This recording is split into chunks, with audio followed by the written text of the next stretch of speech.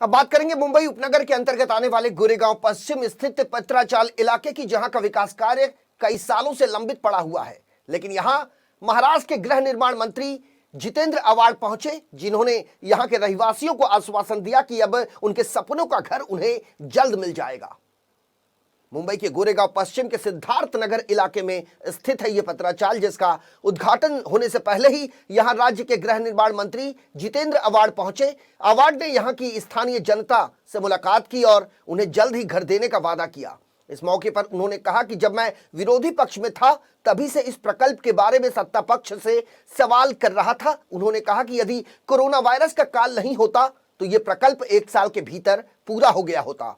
आपको बता दें कि गोरेगांव में स्थित पत्राचाल के पुनर्विकास की शुरुआत 13 साल पहले हुई थी। यहां गुरु कृपा बिल्डर ने काम की शुरुआत की।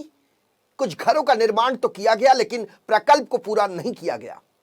इसी बीच साल 2013 में म्हाडा की जांच में 1000 करोड़ रुपए के आर्थिक घोटाले की बात सामने आई। इस घोटाले में यह पता चला कि एक फ्लैट एक व्यक्ति को नहीं बल्कि 9 लोगों को बेच दिए गए हैं। ये घोटाला सामने आने के बाद से ही यहां हड़कंप मचा हुआ है, जिसमें जो परिवार अपने आशियाने का सपना देख रहे थे, उनका सपना और भी लंबा हो गया।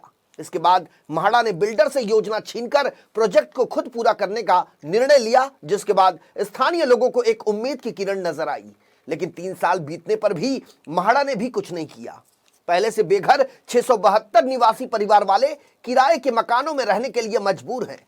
यही नहीं, इन परिवार वालों को पिछले 5 साल से किराया भी नहीं मिल पाया है। गोरेगांव का पत्राचाल उस समय सुर्खियों में आ गया था जब एनफोर्समेंट डायरेक्टरेट ने शिवसेना के सांसद संजय राउत के करीबी परवीन राउत को गिरफ्तार किया।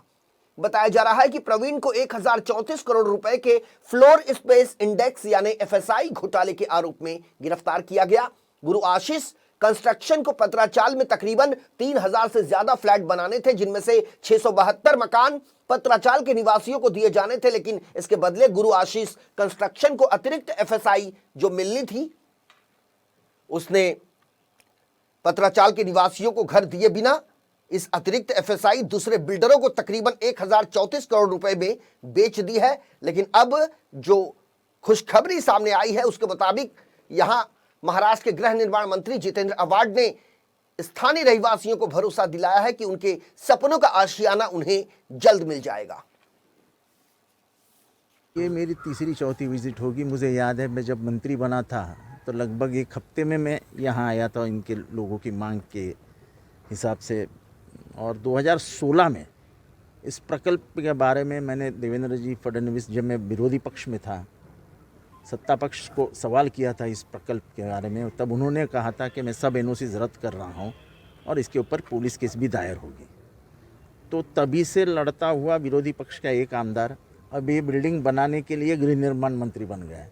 मुझे बहुत आनंद है कि इन लोगों ने जो मांग की थी वो मांग लगभग 2 साल में पूरी हुई। अगर कोरोना नहीं होता तो शायद 1 साल में ही पूरी हो जाती और ये प्रकल्प आगे बढ़ता। लेकिन अब सभी के प्रयासों के बाद अब ये आगे बढ़ेगा। कल उद्घाटन समारोह है सर, किस तरह का होने वाला है, कौन रहना?